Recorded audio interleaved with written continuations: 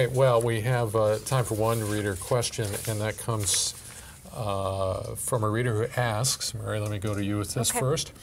Will Democrats, whomever they nominate for governor next year to run against Governor Walker, mostly just be running another anti-Walker campaign? So as we talked about earlier, I would say not if they want to win, because if you spend all this time beating somebody up, you know, there are people who hate Walker who will vote for you because they hate Walker, but this sliver of independents who seem to decide a lot of things in Wisconsin in some of these races, I don't think that's going to win over somebody who goes and flips between the parties. I don't think you have to worry about that early on, because if you have a half dozen candidates, as it looks like we might, you have to distinguish yourself from the other candidates. So I think for the next probably nearly a year, you're going to see Democratic candidates for governor beating up on each other, trying to point out why I'm better than that person or why this person shouldn't run. And we saw a little bit of that beginning this week when Representative Dana Wachs,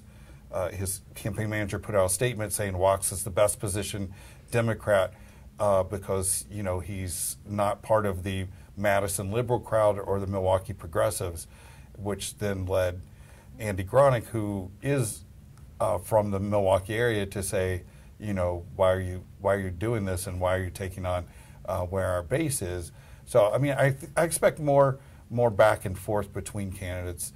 You know, particularly, I mean, we still are waiting for some people. Feinhout has not announced if she's going to win. I can get in the race.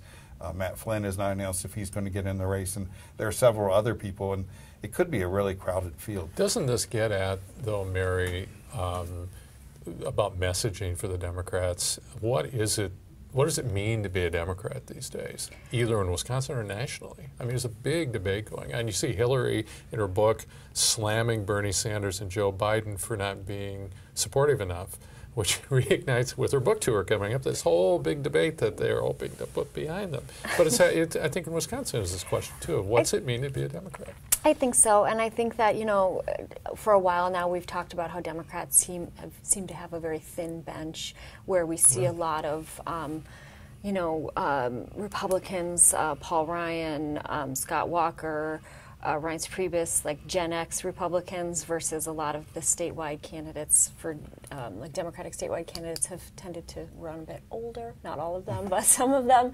So I think that they're trying to kind of figure out who they are, what their message is going to be, what type of person is going to bring people out to the polls. Because even if you hate Walker, you still have to show up and vote. You know, and Hillary saw this with her lack of visits to Wisconsin, is that she was not as inspiring as Barack Obama when it came to getting like voters in Milwaukee to actually show up and vote. So, well, and I think it's been a divide that's been in Wisconsin for a while. It actually came up during the recall because there were a number of Democratic establishment figures who did not want the recall to go forward because they thought it would not go well and it would actually bolster the success of Scott Walker. Plus, and they turned out to be right. And you see that in the fight almost every year for the leadership of the Democratic Party. The question is, how pro or anti-corporation do you want to be? You have some Democrats who say, you know, that we should be open to just talking with business officials, and we should hit them up for money and so forth. And then you have those other people, the Russ Feingold wing of the party, that says corporations are evil and we shouldn't have any association with them. You're seeing a little bit of that in this Foxconn debate. Yeah, right.